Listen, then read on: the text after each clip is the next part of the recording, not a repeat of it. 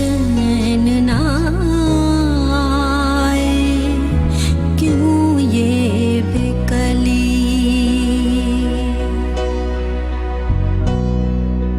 कैसे मैं कहूँ जिंदगी ये बता, तेरा शुक्रिया, तेरा शुक्रिया, तेरा शुक्रिया, तेरा शुक्रिया।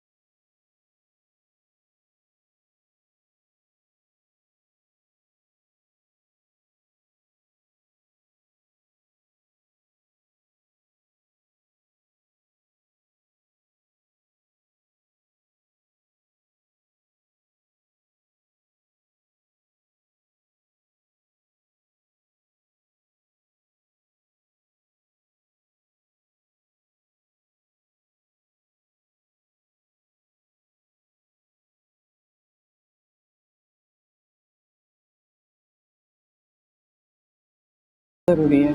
देखिए, एक साहब और भी है जो मुल्तान जा रहे हैं, उन्हें भी बड़ा जरूरी जा रहा है, सबको बड़ा जरूरी जा रहा है। बड़ी मेहरबानी होगी आपकी अगर आप मालूम कर सके। मेरे पास तो फोन भी नहीं है। इत्तेफाक देखे कि जिनके पास फोन था पानी में गिरा दिया। आपके पास तो फोन होगा ना, आप तो पता कर सकते हैं। मैं 2 बसें बदल कर आई हूँ। हाँ, पता करता हूँ, लेकिन कोई आसार नजर नहीं आ रहे हैं मुझे। आप भी जाकर उनके पास बैठ जाए। नहीं, ट्रेन निकल जाएगी, मैं बाहर ही से। देखिए, पिछले स्टेशन पर जब भी ट्रेन आती है ना तो मुझे पता चल जाता है, लेकिन अभी तक नहीं आई। जी, अगर हो सके तो आप मालूम करके बता देंगे। हाँ, मैं कर लूंगा, मालूम कर लूंगा।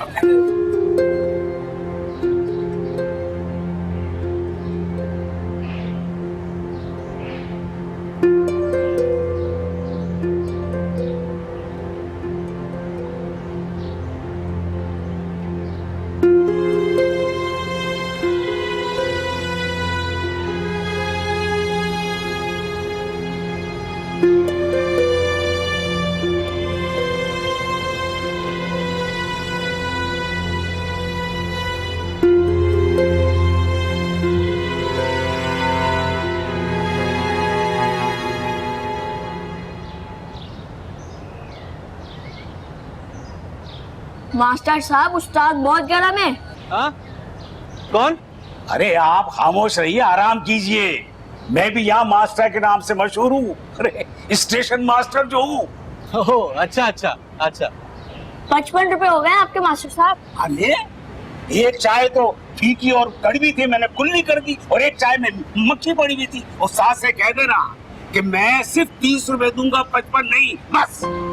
मास्टर साहब, मैं तो बोल दूंगा, लेकिन अगर मुझे मार पड़ी ना, मैं आपसे 10 रुपए लूंगा। ये तू, अच्छा बात तो सुन। ये दो मुसाफिर बैठे हैं, इनसे चाय का पूछ ले, कमाई हो जाएगी तेरी। जी बाजी, चाय पीनी है? कौन सी चाय? कड़क चाय, सादी चाय, इलायची चाय, कहवा और तो और अंडा भी मिलता है यहाँ। फिर से बताना कि कौन कौन सी चाय? दूध पत्ती चाय, कड़क चाय, इलायची चाय, कहवा और तो यहाँ पे अंडा पराठा भी मिलता है। अच्छा ऐसा करो कि एक चाय ले आओ।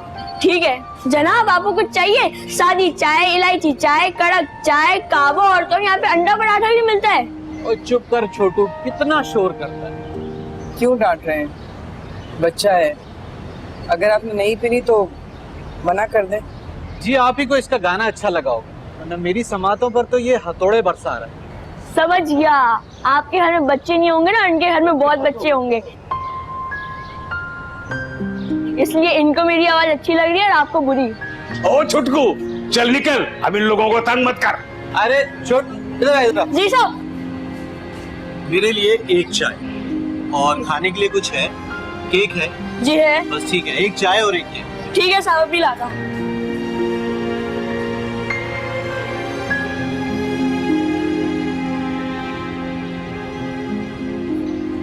मौसम के आसार बता रहे हैं कि बारिश होगी। मास्टर साहब आपने मालूम किया मुल्तान की ट्रेन का? आप भी मुल्तान जा रही हैं? जी। अच्छा, मैं भी वहीं जा रहा हूँ। तो आपने मालूम किया कि ट्रेन लेट क्यों है? ट्रेनें कभी वक्त पर नहीं पहुँचती। आप अक्सर ट्रेन में सफर करते हैं? जी, यहाँ पास में एक गांव है, वहाँ एक स्कूल है, वहाँ मैं हर 2 महीने के बाद उस स्कूल का विजिट करने आता। अरे भाई, मेरी भी मास्टर साहब से इसी सिलसिले में जान पहचान बनी है, वरना मजाल है कि मुझे पता हो कि मास्टर साहब क्या काम करते हैं। बस एक दूसरे को मास्टर कहते हैं। हाँ, मुझे अलबत्ता ये पता जरूर होता है कि इनके आने का मौसम कौन सा है। हाँ हाँ भाई, हम मौसमी कीड़े जो ठहरे। अरे भाई, ये हमने थोड़ी कहा है आपको। मास्टर साहब ट्रेन का पता तो करें। हाँ भाई, मैं कर लेता हूँ, कर लेता हूँ।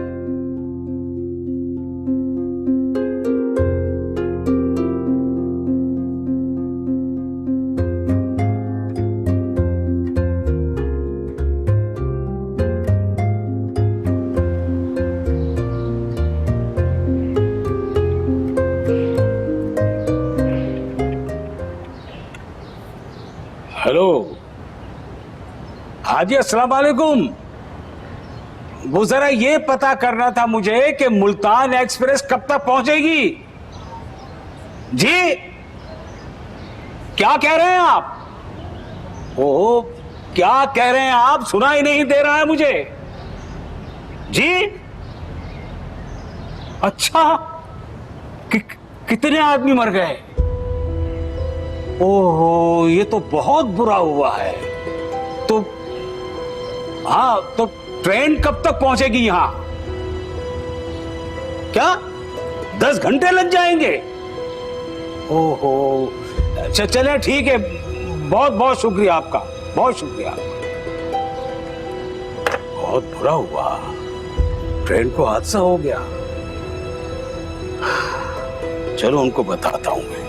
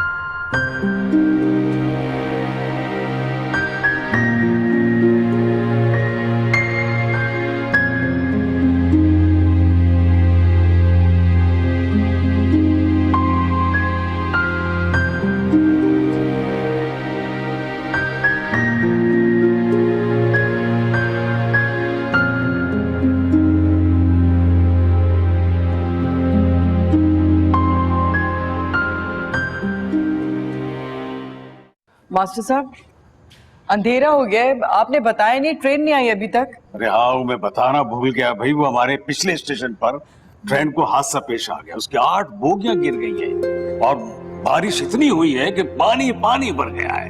अब इमदादी काम हो रहा है। अल्लाह खैर करे, अब क्या होगा? बस होगा क्या, कुछ लोग मर गए बेचारे, कुछ लोग जख्मी हो गए हैं, और मैं तो समझता हूँ कि अब तुम्हारा यहाँ रुकना तो बेकार है, गाड़ी तो आएगी सुबह, तो तुम घर जाओ।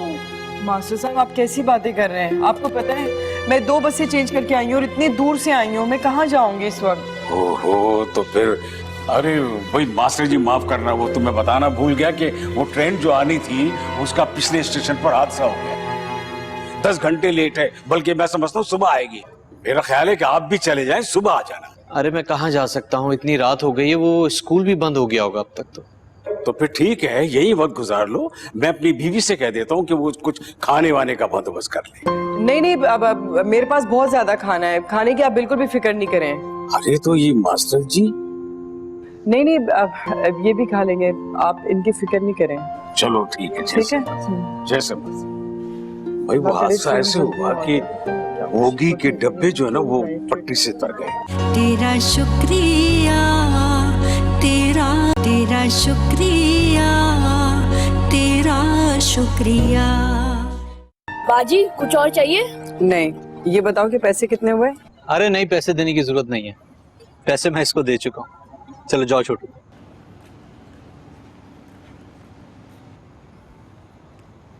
अभी तो आपने मेरा नमक भी नहीं खाया है और हलाल कर दिया। हाँ हाँ, मैंने सोचा कि बच्चों के स्कूल में जो सबक देता हूँ उस पर खुद भी कुछ अमल कर लूं। लगता है पहली बार अमल किया है। किस पर? भाई जो बच्चों को सिखाया है उसी पर। अच्छा पकड़ लेती हैं आप बात को। वैसे आप क्या करेंगी इतनी देर? सोच रही हूँ कि थोड़ी सी नींद कर लूं। मास्टर साहब न जाने कब बिस्तरों का इंतजाम करेंगे, उस वक्त तक तो बैठे रहना ही पड़ेगा। अरे भाई अभी ले आऊंगा, और मेरा ख्याल है कि आप दोनों अपना तारुफ करवा लें, हैं? इस तरह वक्त भी पास हो जाएगा। भाई मुझे तो दोनों पढ़े लिखे लगते हैं। हाँ मास्टर साहब, आइडिया तो अच्छा है।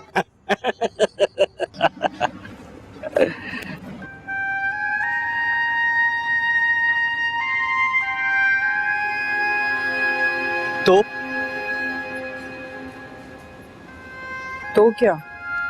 तो आपके बच्चे कितने हैं?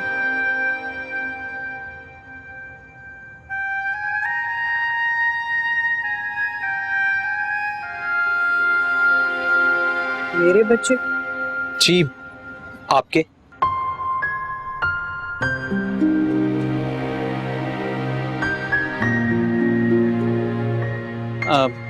माफी चाहता हूँ, मेरे ख्याल में मैंने कुछ गलत सवाल कर लिया। नहीं, मेरे बच्चे नहीं है।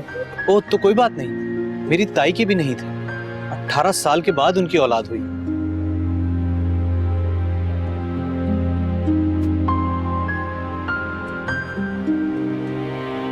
मेरी शादी नहीं हुई है।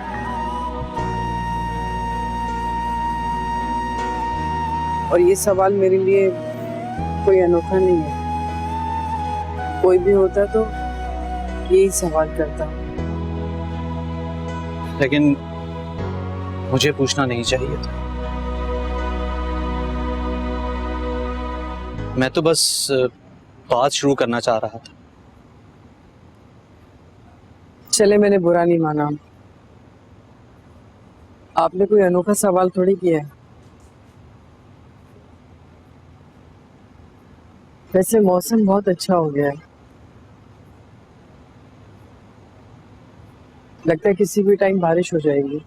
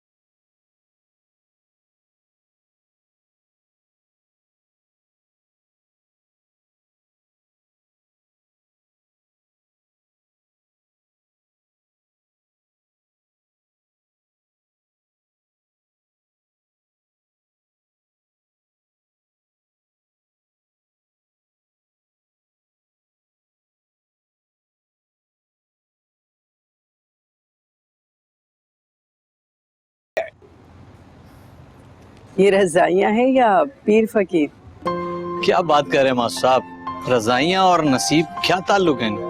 भाई ये तो पता नहीं, लेकिन जिस नसीब वाले ने पहली बार ओढ़ी है ना, उसका नसीब इन रजाइयों में रह गया है। अब बारी बारी वो नसीब तकसीम हो रहा है। देखें, आप भी अपना नसीब आजमा लें। मजाक अच्छा करते हैं मास्टर साहब, रजाइयाँ और नसीब। क्या पता ये मजाक सही हो।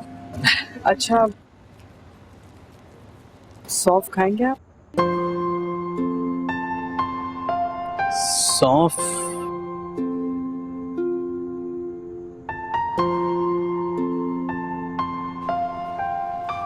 कहाँ हो गए जनाब? हाँ, अब कहीं नहीं, लाइए थोड़ी सी दे दीजिए।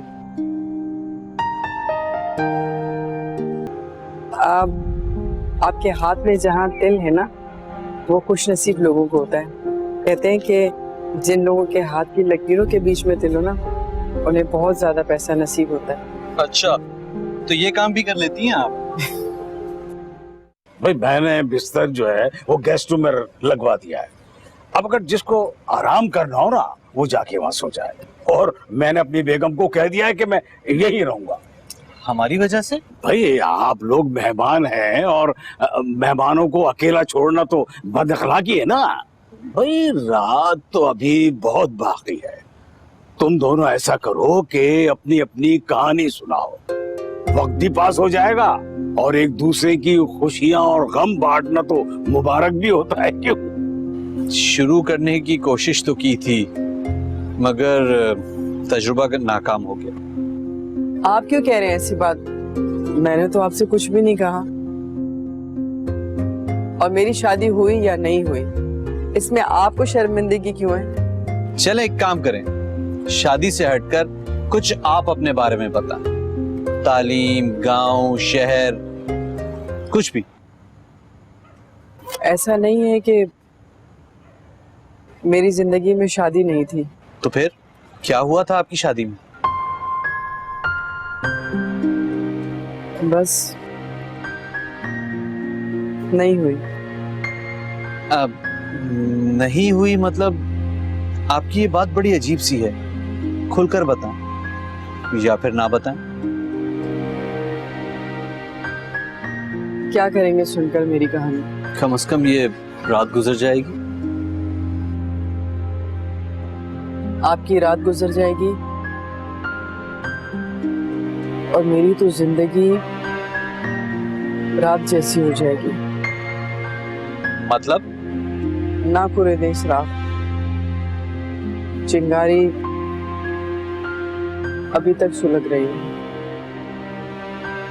आप हवा देंगे, ये शोला बन जाएगी। इसे दबा ही रहने दो। अगर उसने शोला बनना होता तो इतने साल बहुत थे।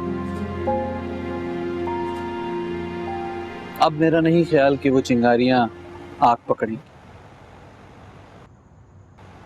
हालात के सैलाब में सब ठंडा हो जाता। यही तो मसला है। मैं इस सैलाब का इंतजार करती रही, ना आंसुओं का सैलाब आया, ना चिंगारी ठंडी पड़ी।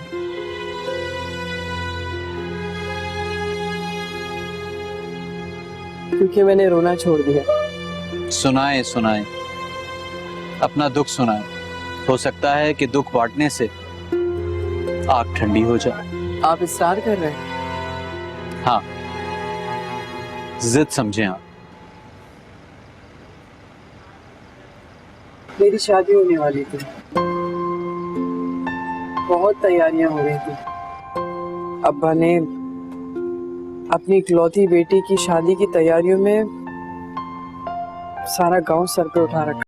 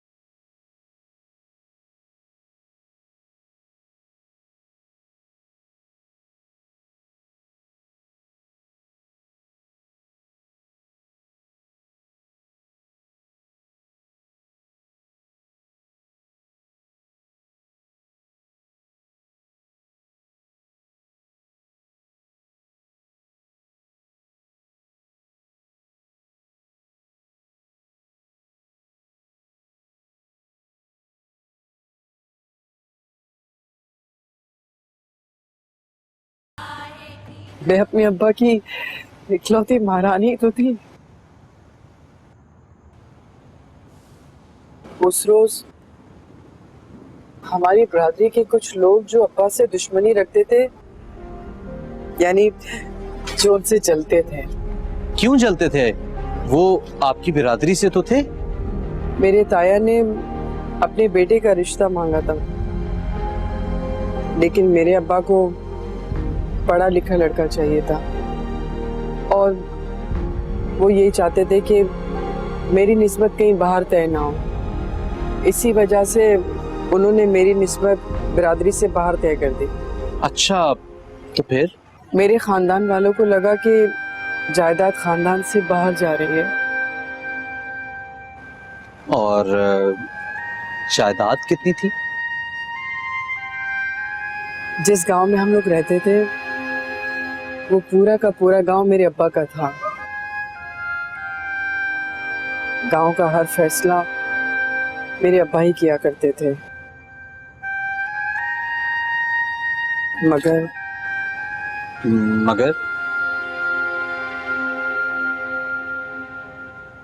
मगर क्या, ये जायदाद, रुपया, पैसा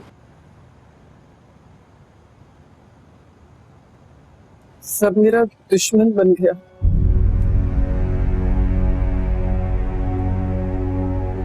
जब बारात आई तो ताया ने बारात